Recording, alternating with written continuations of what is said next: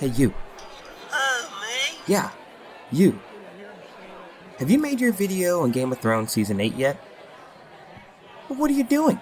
You're not going to make it on this platform unless you make a Season 8 Game of Thrones video. Well, let's just do it right now.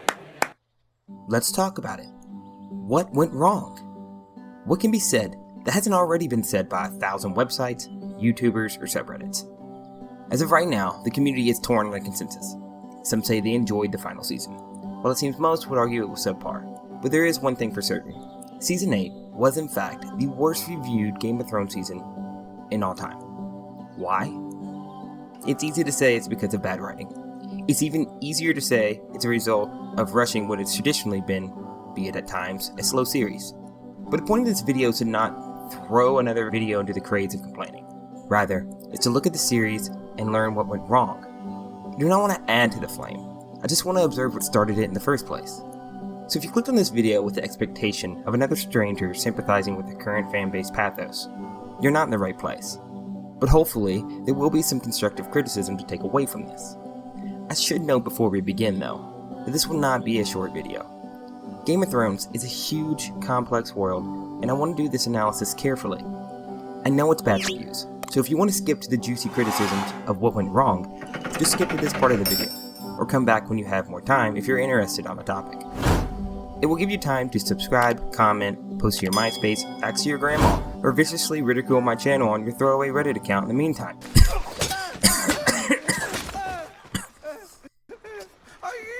Anywho, this video will be separated into 3 parts, pinpointing what made the show great, comparison to another long popular story that also recently ended, then a detailed examination of what went wrong and when. Enough with our itinerary, let's just jump into it. First, let's establish what made the series work in the first place.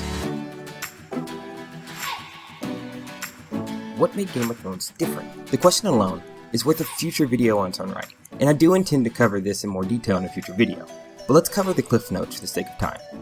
Harvard Business Review attributes a plethora of characteristics to any good story, link to that in the description. Whether consciously or subconsciously, 3 of these attributes are paramount for any Game of Thrones viewer. Aware of it or not, inciting incidents, story structure, and character development are what we have come to expect from the series. Let's begin with inciting incidents. Inciting incidents are your big moments in a story. In Game of Thrones, we quickly become aware that these moments are not far and few between in the series. Episode 1, Season 1, Game of Thrones is laying a foundation for a field to be played throughout the entire series. Subverting expectations is just something the series does right. The series adds these moments carefully. They are frequent, but not frequent enough to add the sense of false danger for key characters. The audience is forced to quickly learn of this trope when Bronn is pushed from the tower. How old are you, boy? Here we have a key character, 10. facing a dangerous conflict and succumbing to a brutal and harsh real-world reality. Fellow YouTuber Hello Future Me has covered how Game of Thrones subvert expectations so effectively. Check out his stuff here.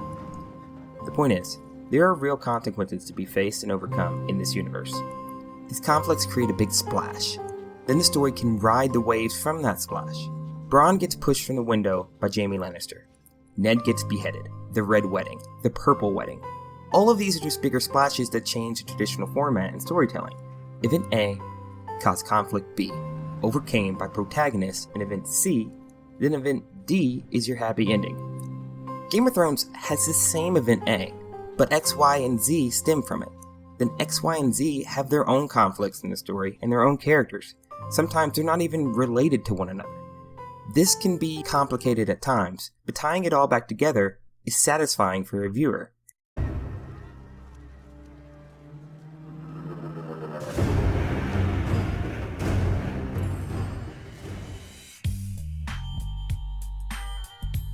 This leads to the second characteristic Game of Thrones does right, establishing a believable story structure. Very few characters in the series exist without motive.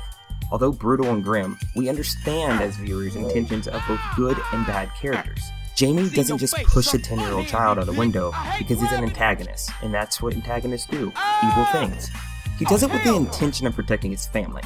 And the story of Game of Thrones makes sense. Repercussions are real, but so is motive. Almost everything that is done on screen is done so to highlight rationale or motive in some way. This is something all writers should be considering when they write a scene, no matter how large or small. Ask yourself, What value does this scene bring to my story? Yeah?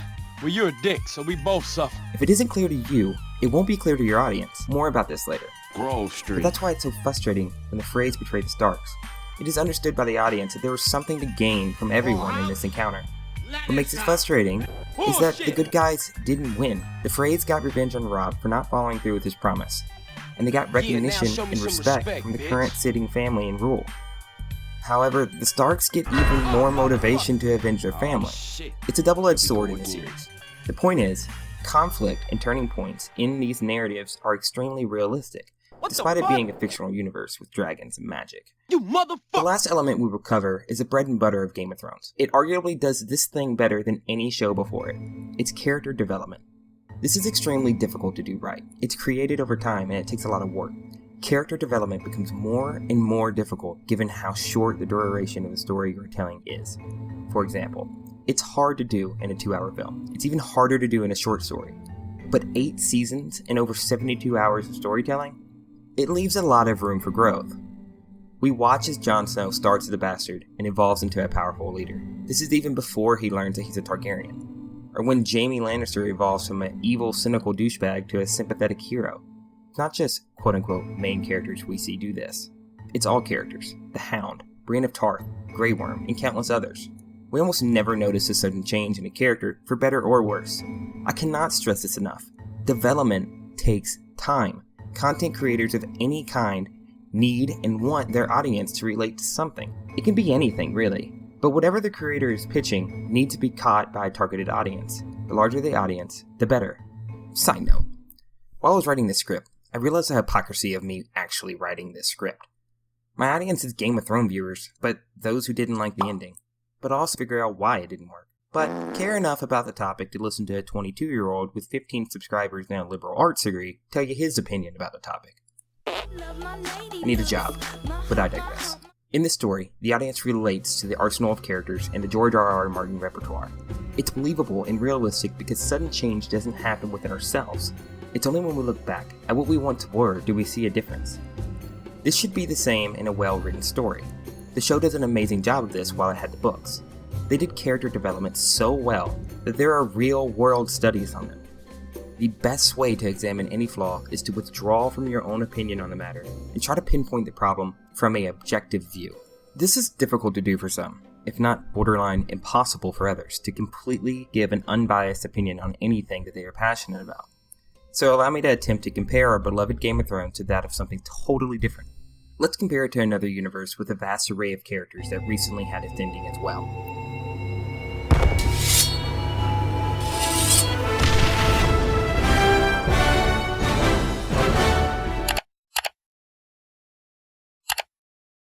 Gonna have to play this one real careful with their famous copyright death grip.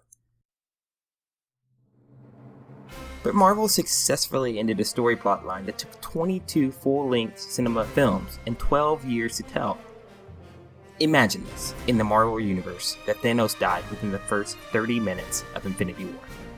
I'm not even talking about 2019 Endgame, I'm talking about 2018 Infinity War.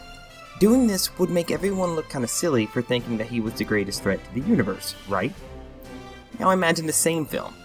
Thanos isn't killed by Tony Stark, but he's killed by this Stark. No, but seriously, let's be canon in the correct universe. What if Iron Man didn't kill Thanos, but Ant-Man really did come out of nowhere, actually go inside of Thanos' ass and expand and kill him? Or even if Groot fell from the sky just to shoot Thanos and it'd be over. Fans would be upset. Subverting expectations has to be believable, and it shouldn't be done just for the sake of, well, the audience wouldn't expect it. I know I'm beating a dead horse at this point, but hey, the horse kinda deserves it, so let's continue. There he is, beating that dead horse! Just imagine, Endgame didn't have Thanos at all. He is long gone and met the justice of an Ant-Man colonoscopy. No. Scratch that. No Thanos conflict at all. The real enemy is Loki. That's right, Loki. Because the real central threat got removed so early last movie, Loki lived. And guess what? He's gonna kick your ass now. And he is being, totally over-the-top arrogant and not cool about it. He somehow captures Drax, and for no reason other than being a douche, he chops his head off publicly in downtown New York. You see the resemblance here? Not quite yet? Okay, let's keep going. What would you expect to happen now? Of course, the Avengers come in and clean house, defeating Loki and all of his followers, but literally out of nowhere, in a fit of rage for his lost friend, Star-Lord kills half the city, including a gruesome scene of burning women and children. Then Captain America gets pissed and kills Star-Lord. Then Charles Xavier, who isn't even a part of this story and contributed nothing to any aspect of the plot whatsoever, or is even in the same universe, gets voted president and banishes Captain America to Border Patrol in Canada, where there are open borders, by the way. Could you imagine the response to such an ending? Bad enough for a petition? Maybe. Obviously, this is exaggerated. The two universes are not nearly similar enough to draw such comparisons. But my point is to draw attention to similar outcomes in a universe where storytelling is traditional. Storyline in Avengers is simple, and the line between good and bad is distinct and obvious.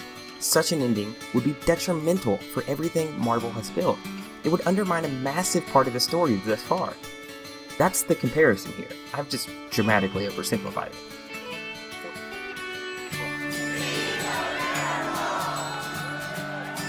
You heard him. You won!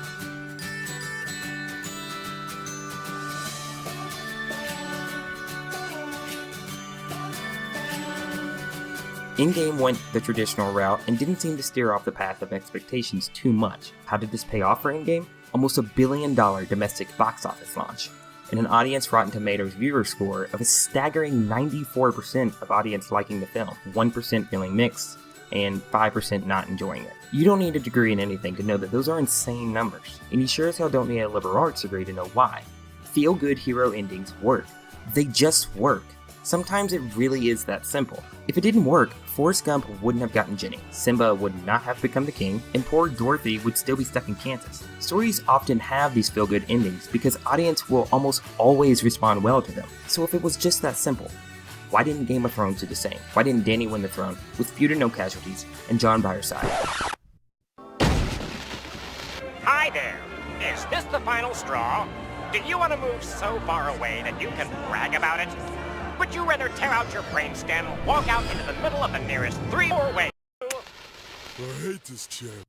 Honestly, there is no good answer to why they didn't go this route.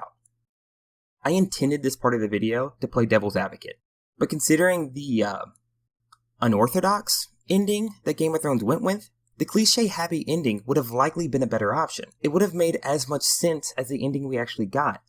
A wise man once said, "It's easy to compare what is what ought to be, especially when what is the ending with the cliff notes from the man who wrote the wildly successful first third of the show, George R.R. Martin. Let's review. The show writers knew how the story ends, and just needed to write a show to get it there. This is a sentence that starts it all, the aha moment. I bet you thought I would never get here to this final section of the video. Well, guess what? So how do you ruin the most popular TV series in history? Well, it takes a lot, actually. No, really, it does. Despite immediate intuition, a poorly written scene or weird action made by a character, or even an odd plot decision, won't cause mass outrage in a fanbase. Matter of fact, fanbases jump through hoops all the time with whatever story they follow. Think Fly episode in Breaking Bad, or the first Thor movie, The Dark World. Even in Game of Thrones, there are odd scenes that add very little value to the story. I could have personally gone without the whole weird, rhythmic, Sam cleaning chamber pot scene, but fans put up with it for the love of the series as a whole. The outrage, and more specifically, the petitions, get created when you sabotage what has already been established. Writers had the ending. That's important, so let me say it again. They had the ending.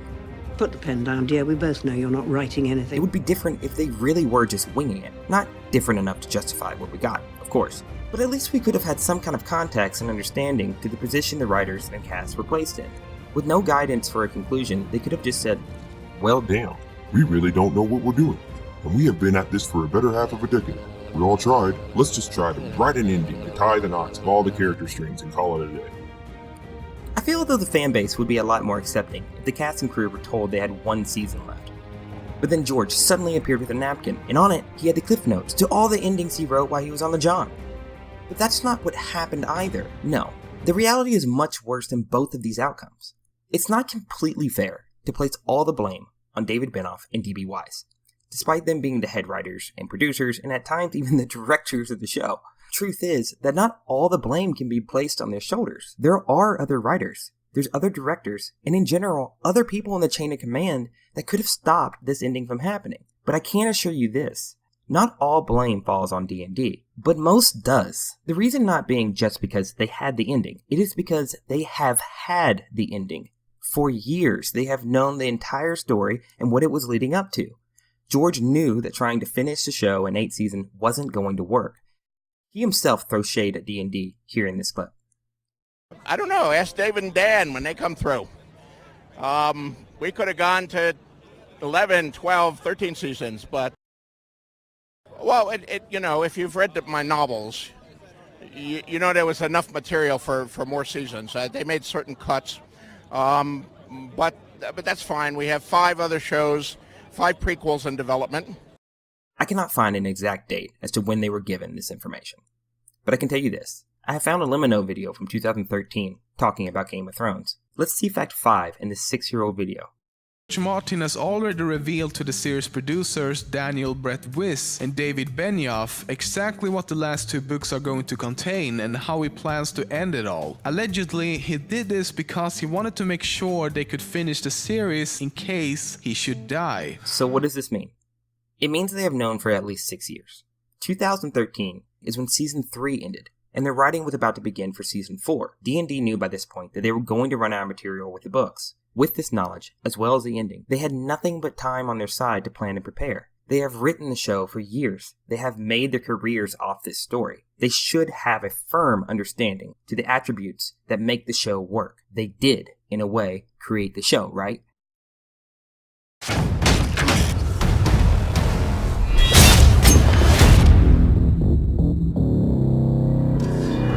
The war coming, Ned. Don't know when, I don't know who we'll be fighting. It's coming.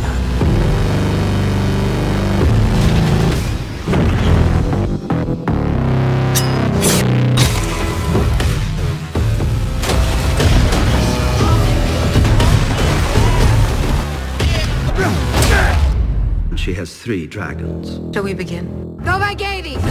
Baby dragon. She's andate! Larger every year, Your Grace.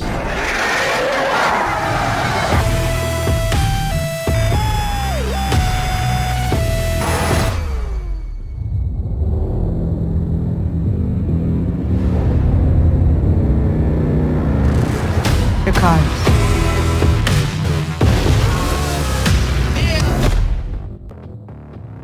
Inciting incidents only work when the story intends one. There has to be a setup through planning and reference to the story. If you don't, you risk having climaxes in a show that have no real significance to the story. Too many of these events, and the term plot armor begins to get thrown around quite a bit in regards to your show. Plot armor isn't necessarily a bad thing in amongst itself in the right setting. Avengers has a world where plot armor is just the way the world works. Game of Thrones has done the exact opposite. Characters are real, they are vulnerable, and most importantly, nobody, good or bad, in the show is safe. By Season 8, there were several characters in the show that everyone knew was safe, no matter what. Despite attempts to have cliffhanger moments, our hero always comes out on top. Jon Snow had died and came back to life. This snow baptism had reincarnated Jon with the soul of a cat who had 9 lives. He should have been dead so many times in the show, it's not even thrilling anymore. When done right, you can get away with this suspense trope a few times in a season, but not a few times in one single episode. It's not just that the final season was rushed. I mean, it was. But it was a result of the chain of command responsible for the show poorly mismanaging their time. If they just took the time to remove scenes and possible plot lines that eventually ended up useless instead of dedicating that time to adequately wrapping up the show in season 7 and 8, then the show could have ended on a much higher note. We know that the show cuts characters and plot lines all the time. A piece of me thinks that having patches from the book could have been really fun, or actually having Catelyn Stark come back to life as Lady Stoneheart could have been interesting. But no sense in talking about what ifs now. Let's talk about what D&D did spend their time on. I'm sure that whoever HBO was paying to create the Warhorn prop kind of feels silly right now. Or all the FX guys who worked on making Bronn's working power feel although that there was a wasted opportunity with that as well. This list goes on. The Golden Company. The fact Jon is a Targaryen. literally the Night King, could have been completely removed from the show, and what difference would it have really made to the outcome of the story? Why add any of these plot lines if they lead nowhere? They had one of the greatest plot lines and stories of all time, and instead of spending the time and effort needed to do everyone justice that has worked so hard on this show, D&D just said, we're just going to wrap up 70 hours of content into 6 episodes and then call it a day. This wastes all of the character arc you have already made. This creates a rapid change in characters. The harsh pill to swallow with all of this is that the ending isn't necessarily a bad ending.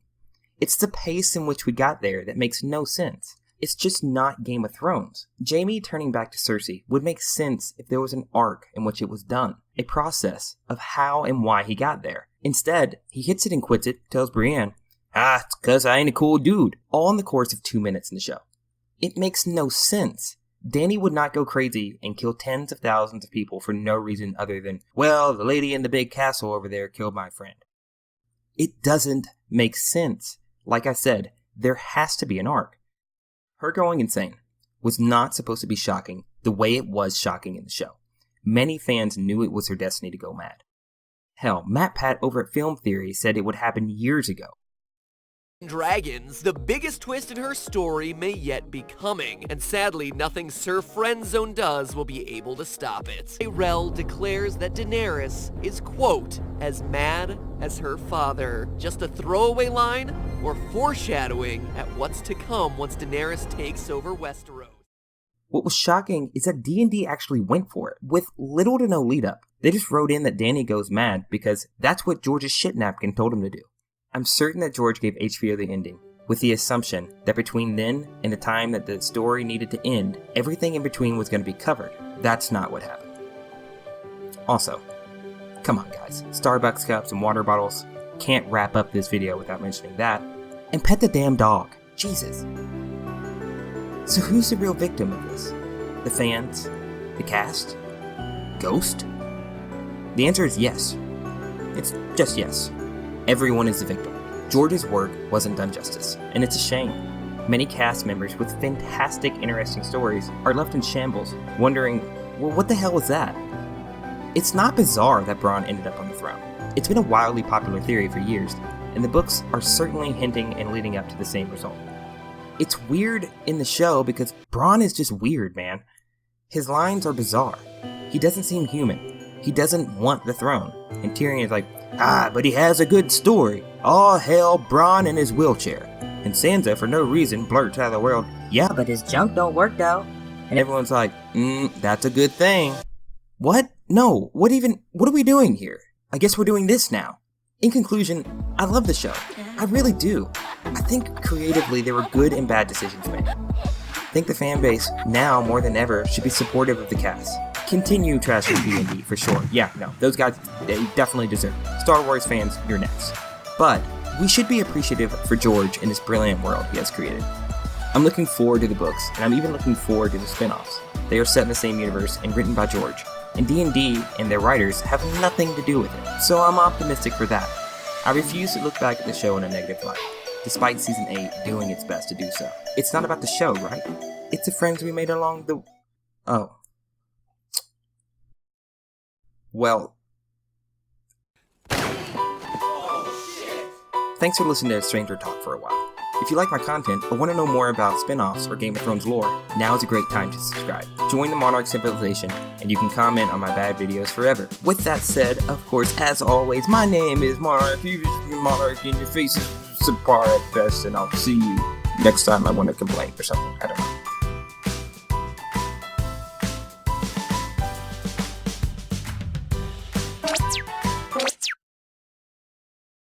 Whatever, dude. At least I ain't inbred or something.